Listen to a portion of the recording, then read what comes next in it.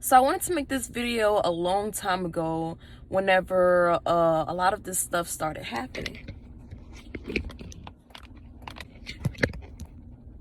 There we go. So I wanted to make this video a long time ago when a lot of this stuff started happening. But I know that it's like one of those things where it's a rumor. It's like one of those rumors where the girl, she just automatically becomes labeled a whore, a hoe, and we all just forget her name and forget about her. But that just isn't the case this time. It's still making a huge impact even the day after in the minds of young girls, probably like me, who want to pursue certain careers. And especially now, since we live in a world where there are so many nudes, like so much online, so much porn and uncensored content online. And first of all, we have to start there if we want to start condemning one person for their private pictures getting out. She didn't just take the pictures, like they were put out, you know? So it was just sad to see her go. It was sad to see her have to resign over something like that. She didn't have to resign. And I don't think that she should have. I think that we could have fought it. Even though she resigned, that we as a people should still remember this moment and not allow this to continue on. This shouldn't continue to happen to other women. You know, if one day Kim Kardashian runs for president, you know, and I swear to God, if half the country, she's been talking about a lot of law stuff lately. So, I mean, if she has a bigger influence on the whole country than the president does, then why are we bashing one person in California for her news? I mean, can we get to a point where we're finally like, it doesn't matter? Okay, and that was her choice. It was her decision. Why are we so worried about other people's sexual lives? I think that sexuality should be set apart, just like spirituality. If we're allowing people like Buddy, I keep wanting to say Buddy Gag, but Buttigieg, how you say his name? If he can be third up on the polls and be a gay man and be third up on the polls, I know I'm saying that like terrible wrong, but if he could be third on polls, can we allow a woman? Can we allow a woman to be free sexually? Like, what is it? And I know a lot of these men out here are secretly gay, you know? So I wouldn't be surprised if Buttigieg did end up in office one day.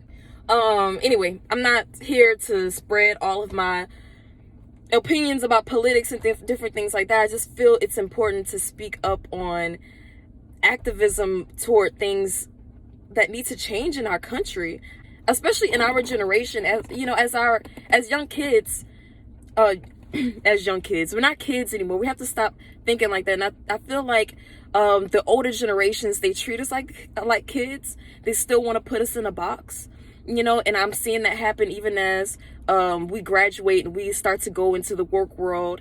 And you know, people, it's we're still staying in this cycle of discipline without actually growing up, without actually cultivating a sense of ownership for what we have, without being able to have a voice for what we want to create, for what kind of world we want to live in, for what kind of world we want our children to live in. Because yes, we're having kids, we're having babies right now, you know. So it's a lot, you know.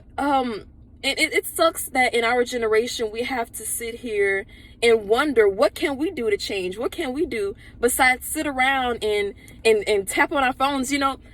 And everybody's making this uproar about what Obama said, and what Obama said at his Obama summit was beautiful. Like, I watched the whole thing, and I suggest that everybody from my generation, y'all in y'all 20s or younger, go and watch the summit, because Obama, Yara, the beautiful young people that were sitting around there that are generating organizations for their communities, y'all have to go watch that. It's so much insightful information that they have to share. Obama was talking about being woke and how woke culture is not actual activism, because we're not acting on what we're saying. That's why I think that we should change woke culture to an awakening culture. I love all, the spiritual, this whole spiritual thing that's like going on right now, cosmic things, everybody's into like astrology and stuff. I think that's beautiful, like not everybody has to be on the same path, but I think that we're headed toward a place where we get to not look at the other person and automatically snap or judge them. We get to look at the other person and study them. We are in the information age, and I think it's so cool we get to use this information in our generation to create so much more. We don't have to sit here and crawl under a rock and let all the other countries around the world think that the United States is like, I don't know, whatever they think it is. It still can be the free world. It still can be a place that we decided to integrate, that we decided that people could come here and take advantage of the American dream. And not only that, America, My Oyster, it's an organization I'm a part of. Not only America, my oyster, but the world is your oyster. Can we get to the point where the world is literally everybody's oyster? And I know it seems like one big dream, but we can get there step by step if we all just stop for a second and try to understand perspective. Try to understand each other's perspectives. And that's really all it is. It's trying to understand each other's perspectives. And it's so cool because once you understand each other's perspectives and you're able to look inside yourself, you're able to make a circle and understand that it's actually the exact same thing. It's the same in the way of we all want the same things. And if we bring it down to the simplest and smallest things that we all want, and that's health, money, happiness. And these aren't just wants.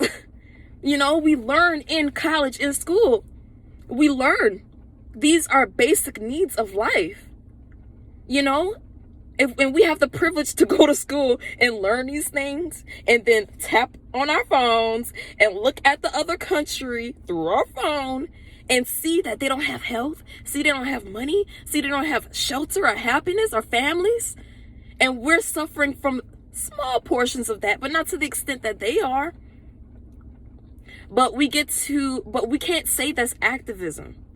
I'm going off on this subject because the Katie Hill, this connects to Katie Hill and everything that's going on right now, and also our generation being able to grow up, being able to vote, being able to cultivate information, because there's so much information going on right now. A lot of structures of the world are beginning to change. Things are falling down. Things are needing to change.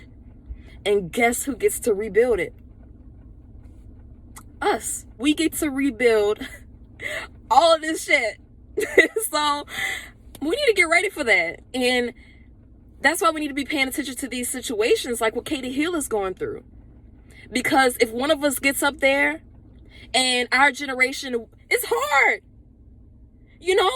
Going to college, if you're not privileged enough to have your parents pay for college, and you wanted to go to the university of your dreams, but you can't do that because that costs thousands of dollars. And then there's this huge college scandals, all kind of stuff going on, and information coming out, and we're understanding, our generation seeing this and understanding that college isn't the end all be all anymore. And our mothers and fathers are struggling, and we're struggling right along with them with the hopes of being able to take care of them when they get old. So guys, I'm a little nervous because I don't talk politics and I don't like to voice my opinion that much, because I know it's a rough world out there with trying to voice your opinion, with trying to just be exactly who you are. And it's hard. But you really have to just do that. You know? You really just have to do that. Or nothing in your world is going to change. Nothing in your offspring's world is going to change. Who's going to do the work? Who is finally going to do the work? The internal work, which then reflects the external work. So there's a lot of things that we need to do in our communities. So Obama was talking a lot about change in the Obama summit, and not only Obama, but the young children, the young adults around him, the young adults that were our age, my age, I'm 22. And one of those young adults has an organization surrounded around the arts. And I wish I knew the name of it. I would have, went on there. I don't have no money to donate, but okay, I have a voice, and I'm here to tell y'all that it's possible. Woke culture is what our parents' generation went through, because that was, me and my mom was talking about this last night. Our grandparents' generation, they had to experience Malcolm X, losing Malcolm X and Martin Luther King, and had to experience so much, I think woke culture literally actually was what our parents went through. After that, I feel like the Black community had to heal in a way. And that's when all these comedians started coming out, and hip hop, and we started to become staples in fashion industry and all that different type of stuff. And there's so much that goes into that, but I'm specifically talking about what Obama was talking about with woke culture. We don't want to repeat what our parents went through with woke culture. We don't want to repeat, the trend of just the trend, because those things shaped our culture. We do have a culture. Oh Lord, if you watched Kanye West's interview, I have so much to say about that. But if you watch Kanye West's interview, he said we don't have a culture. I don't agree with that. I agree with some of the things that he was saying. There's so much I have to say about Kanye West. But Jesus, no pun intended. We have a culture. We had to create one. And we have to be proud of that. We have to be proud of that. And Kanye, you was part of creating that culture. So what you talking about? Anyway, I'm not going to talk about Kanye. But I want to talk about what we need to do that's different. What woke culture is, and how we don't have to look at it like it's a negative thing. We don't have to say, oh, that's woke culture. Oh, you just woke culture. Because it's okay to look woke, to carry, to have your fro out, and then you don't have to have your fro. You can have a perm and still be woke. You know what I mean? So we have to stop fighting each other on this subject, because it's no fight. It's not a bad thing. It's not a negative thing to carry woke culture. It's not a negative thing. What is negative is using it as a trend. Most wealthiest people in the country are capitalizing off of woke culture. Y'all, they're capitalizing off of a culture that we made. So